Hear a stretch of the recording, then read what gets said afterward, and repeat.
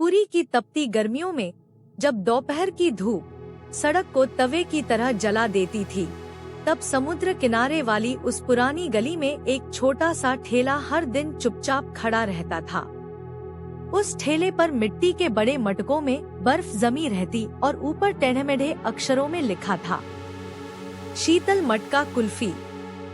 लेकिन उस नाम में जितनी ठंडक थी, उतनी रागिनी और उसकी बेटी गुड़िया की जिंदगी में नहीं बची थी। कुछ साल पहले तक यही ठेला पूरे इलाके में मशहूर था। रागिनी के पति शंभू इस ठेले को चलाते थे। लोग दूर दूर से उनकी मटका कुल्फी खाने आते थे। किसी को केसर पिस्ता पसंद थी, किसी को गुलाब फालूदा, और बच्चे तो बस उनके हाथ की कुल्फी देखते ही खुश हो जाते थे। लेकिन फिर एक गर्मी ऐसी आई जिसने सब बदल दिया। शंभू को अचानक फेफड़ों की बीमारी लग गई। इलाज के लिए पैसे नहीं थे। रागिनी ने अपने गहने बेचे, ठेला गिरवी रखा, रिश्तेदारों से मदद मांगी। लेकिन एक रात अस्पताल के सफेद कमरे में शंभू हमेशा के लिए आंखें बंद कर गए। उस दिन के बाद रागिनी की जिंदगी जैसे रुक गई। अब वही ठेला था, वही मटके थे, वही रेसिपी भी थी, लेकिन स्वाद कहीं खो गया था। लोग आते, एक कुल्फी खाते और बिना कुछ बोले चले जाते। किसी के चेहरे पर वह खुशी नहीं दिखती थी जो पहले दिखती थी। रात को ठेला बंद करते समय रागिनी अक्सर चुपके से रोती थी ताकि उसकी छोटी बेटी गुड़िया उसे टूटता हुआ ना देख ले। एक रात बिजली चली गई थी। गर्मी इतनी थी कि सांस लेना मुश्किल लग रहा था। गुड़िया जमीन पर लेटी माँ से बोली, माँ, पापा होते तो हमारा ठेला फिर से चल पड़ता ना। रागिनी कुछ नहीं बोली, बस आंखों से आंसू बह निकले। उस रात उसने घर के कोने में रखी जगन्नाथ जी की छोटी तस्वीर के सामने दिया जलाया और कांपती आवाज में बोली, प्रभु, अब हिम्मत नहीं बची। अगर ठेला चलाना मेरी किस्मत में नहीं है तो कोई छोटा काम दे दीजिए, लेकिन मेरी बेटी को भूखा मत सुलाना। अगले दिन दोपहर में गर्म हवाएं चल रही थी। पुरी की गलियां लगभग खाली थी। लोग धूप से बचने के लिए घरों में छिपे बैठे थे। रागिनी उदास होकर मटके में बर्फ जमा रही थी कि तभी उसे सामने से एक बूढ़ा आदमी आता दिखाई दिया। सफेद सूती कपड़े, कंधे पर पुराना गमछा, हाथ में लकड़ी की छड़ी और चेहरे पर ऐसी शांत मुस्कान जैसे उसे गर्मी छू भी नहीं रही हो। वह धीरे धीरे ठेले के पास आया और बोला, बेटी, क्या एक फालूदा कुल्फी मिलेगी? रागिनी ने थकी आवाज में कहा, मिलेगी बाबा, लेकिन स्वाद शायद पहले जैसा नहीं होगा।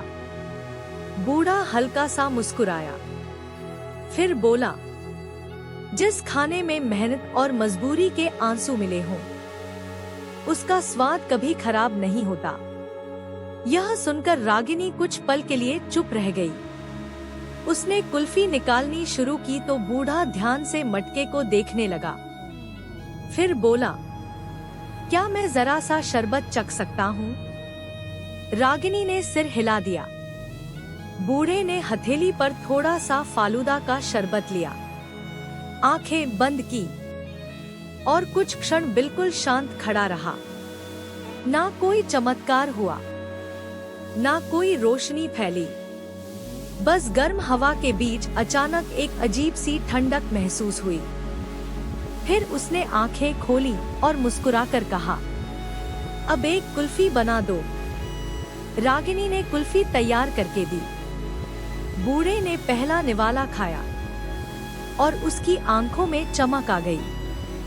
वह धीमे से बोला, यह स्वाद मुझे बहुत पुराने दिनों की याद दिला रहा है। तुम्हारे पति मेहनती आदमी थे। रागिनी का हाथ रुक गया।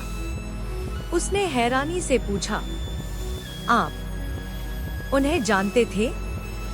बूढ़ा मुस्कुराया, सीधा जवाब नहीं दिया, बस इतना बोला, कुछ लोग जाते नहीं बेटी, वे अपने कर्म और स्वाद में जिंदा रहते हैं।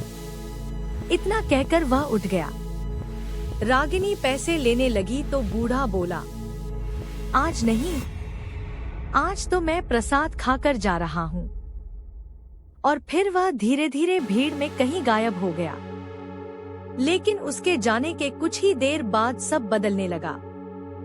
पहले 2 ग्राहक आए, फिर 5, फिर अचानक ठेले के सामने लाइन लग गई। कोई कह रहा था, अरे यही तो पुराना स्वाद है। कोई बोला, इतनी ठंडी और स्वादिष्ट कुल्फी तो सालों बाद खाई है। एक बुजुर्ग तो खाते खाते रो पड़े और बोले, आज शंभू की याद आ गई। रागिनी के हाथ कांपने लगे। उसने खुद थोड़ा फालूदा चखा और उसकी आंखों से आंसू बह निकले।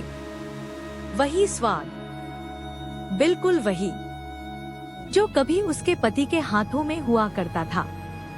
उसने घबराकर चारों तरफ देखा, लेकिन वह बूढ़ा कहीं दिखाई नहीं दिया। तभी मंदिर की दिशा से शंख की आवाज आई। रागिनी ने दूर जगन्नाथ मंदिर की तरफ देखा, दोनों हाथ जोड़ लिए और रोते हुए मुस्कुरा दी। उस दिन उसे समझ आ गया कि भगवान हमेशा बड़े चमत्कार करके नहीं आते। कभी वे एक साधारण यात्री बनकर आते हैं, कभी एक भूखे बूढ़े के रूप में, और कभी किसी टूटे हुए इंसान की जिंदगी में उम्मीद वापस लाने के लिए। उस दिन के बाद शीतल मटका कुल्फी पूरे पुरी में फिर से मशहूर हो गया।